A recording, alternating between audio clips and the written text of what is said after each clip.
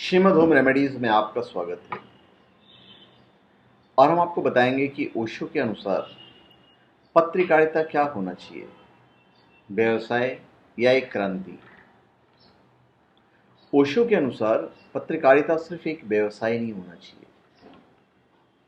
इसे मनुष्यता के प्रति एक बहुत बड़ा उत्तरदायित्व समझा जाना चाहिए। यह साधारण व्यवसाय नहीं है, यह सिर्फ मुनाफे के लिए नहीं है। मुनाफे के लिए बहुत सारे व्यवसाय पड़े हुए हैं, कम से कम पत्रकारिता को तो अपने मुनाफे के लिए भ्रष्ट मत करो। पत्रकारिता को अपने मुनाफे का बलिदान देने के लिए तैयार होना पड़ेगा, तभी वह लोगों की रुकन ज़रूरतों को पूरा कर सकता है, बल्कि उनके मौलिक और बुनियादी कारणों को प्रकट कर सकेगी जो दूर किए जा सकते हैं। पत्रकारिता एक क्रांति होनी चाहिए। देखिए, मैं जो बोल रहा हूँ ये मैं आचार्य ओशो के शब्द बोल रहा हूँ, ये मेरे अपने शब्द नहीं हैं। मैंने पढ़ा है पत्रकारिता के बारे में, जो उन्होंने बोला है वही मैं आपको बता रहा हूँ। बुनियाद रूप से पत्रकार एक क्रांतिकारी व्यक्ति होता है जो चाहता है कि यह दुनिया बेहतर हो। वह एक युद्ध और उसे सम्यक कारणों के लिए लड़ना है। आचार्य ओशो पत्रकारिता को अन्य व्यवसायों में से एक नहीं मानते हैं। मुनाफा ही कमाना है तो ढेर सारे व्यवसाय उपलब्ध हैं, कम से कम कुछ तो हो जो मुनाफे के उद्देश्य से अछूता रहे। तभी तो यह संभव होगा कि लोग शिक्षित हो सकें, जो गलत है उनके खिलाफ विद्रोह करने की शिक्षा उन्हें दिया जा सके, जो भी बात विकृति पैदा करती है उसके खिलाफ उन्हें शिक्षित किया जा सके। पत्रकारिता और अन्य समाचार माध्यम इस संसार में एक घटना हुई है, एक घटना।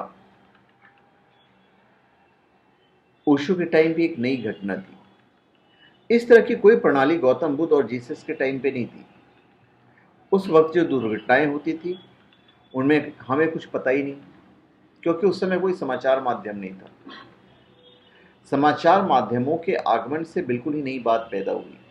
जो भी अशुभ है, जो भी बुरा है, जो भी नकारात्मक है, जो भी अच्छा है, फिर वो सच हो अथवा झूठ हो, वह सनसनीखेज बन जाता है, वह बिकता है।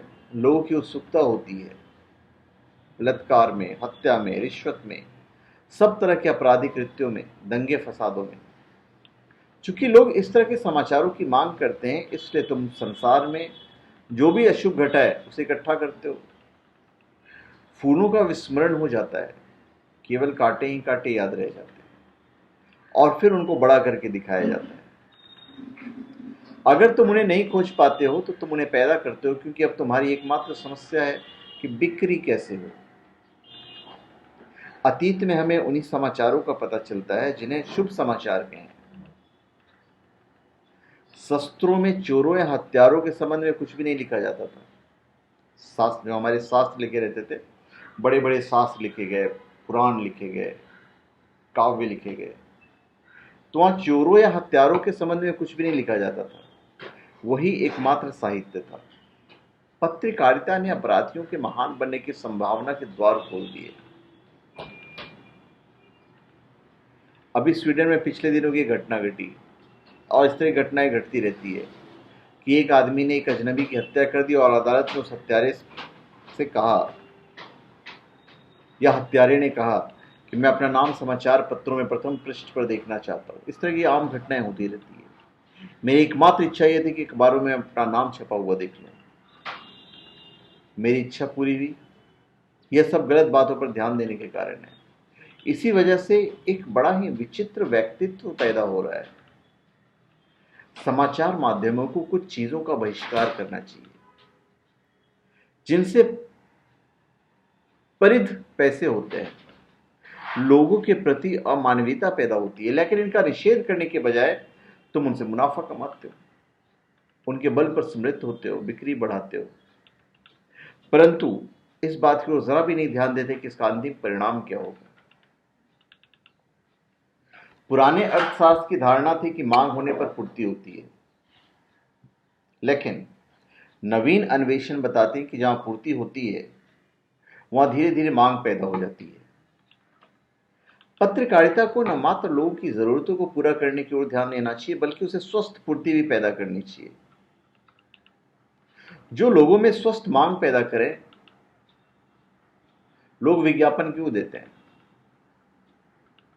वो उत्पादन तो 2 साल बाद बाजार में आता है और उसका विज्ञापन 2 साल पहले से शुरू हो जाता है, मतलब वक्त से पहले शुरू हो जाता है, कहने का तात्पर्य है। तो इस प्रकार पहले पूर्ति होती है, वह पूर्ति मांग पैदा करती है, इसलिए बड़े बड़े विज्ञापनों की जरूरत पड़ती है। ओशो जी ने तो पूरे विश्व की यात्रा की है और हमेशा हैरान रहे हैं कि ये तथाकथित समाचार माध्यम अगर उसे कुछ नकारात्मक नहीं मिलता तो उसे पैदा करता है। हर प्रकार के झूठ निर्मित किए जाते हैं।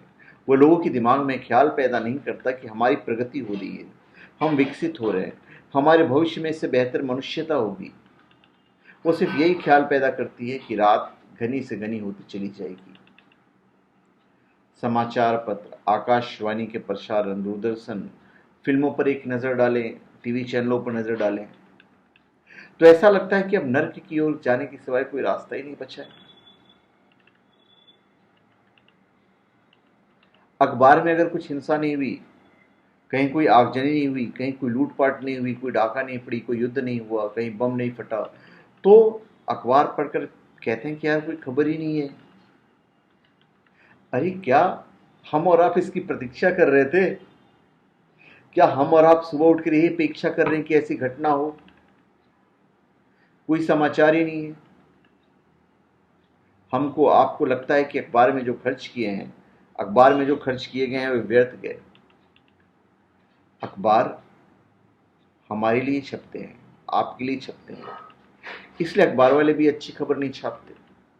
उसे पढ़ने वाला कोई नहीं है, उसमें कोई उत्तेजना नहीं है, उसमें कोई सस्पेंस नहीं है, सेंसेशन नहीं है। पत्रकारिता पश्चिम की देन है। पत्रकारिता को स्वयं को पश्चिम से मुक्त करना है और फिर अपने को एक प्रामाणिक मौलिक आकार देना है। यदि आपने पत्रकारिता को आध्यात्मिक आयाम दिया तो आज नहीं तो कल पश्चिम हमारा अनुसरण करेगा, क्योंकि वहां तीव्र भूख है, गहन प्यास है, हमसे ज्यादा प्यास है। ऐसी पत्रकारिता विकसित करनी चाहिए जो मनुष्य के पूरे व्यक्तित्व का पोषण करे, उसका शरीर, उसका मन, उसकी आत्मा को पुष्ट करे। ऐसी पत्रकारिता जो बेहतर मनुष्यता को निर्मित करने में संलग्न हो, सिर्फ घटनाओं के वृत्तांत इकट्ठे नहीं करे। माना कि नकारात्मकता जीवन का हिस्सा है, मृत्यु जीवन का हिस्सा है, लेकिन इसका मतलब यह नहीं कि तुम्हें अपनी शमशान भूमि बीच बाजार में बनानी चाहिए। तुम अपनी शमशान भूमि शहर के बाहर बनाते हो, जहां सिर्फ एक बार जाते हो और फिर वापस नहीं लौटते। इसी कारण नकारात्मकता को मानसिक कुंठा मत बनाओ। नकारात्मकता पर जोर न दो, वरन उसकी निंदा करो। यही स्वस्थ पत्रकारिता का लक्ष्य होना चाहिए। अभी वो समय आ गया है जब पत्रकारिता एक नए युग का प्रारंभ बन सकती है। राजनीति को जितना पीछे धकेल सकते हो धकेलो।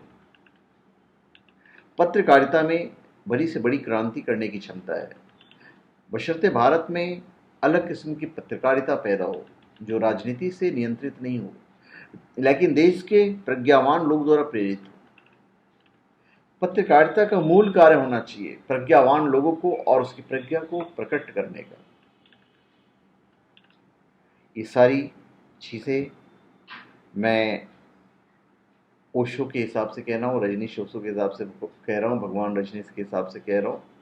ये सारी चीज़ें मैंने वहीं से उठाई हैं। ये भगवान रजनीश का ही भाषण था। मैं आपको आग्रह करूँगा कि यदि आपको हमारा ये वीडियो अच्छा लगे तो आप इसको शेयर कर दीजिएगा। बहुत ज़्यादा अच्छा लगे तो लाइक कर दीजिएगा। नहीं अच्छा लगे तो आपको डिसलाइक करने का पूरा अधिकार है। और क्योंकि हम चाहते हैं कि जो चीज़ें हम आपको बता रहे हैं वो हमारे द्वारा आप तक तो पहुंच रही है, हम चाहते हैं कि आपके द्वारा भी और लोगों तक पहुंचे। तो उसका एक सीधा सा रास्ता है कि आप उसे शेयर कीजिए। और यदि कुछ पूछना चाहते हैं तो आप कमेंट बॉक्स में कमेंट लिख सकते हैं। वीडियो के नीचे कमेंट बॉक्स होता है। यथासंभव मैं कोशिश करता हूँ कि मैं आपके प्रश्नों का उत्तर दे सकूँ। तो तो धन्यवाद। आप हमारे चैनल पर सब्सक्राइब करें और अपने कमेंट दीजिए। धन्यवाद।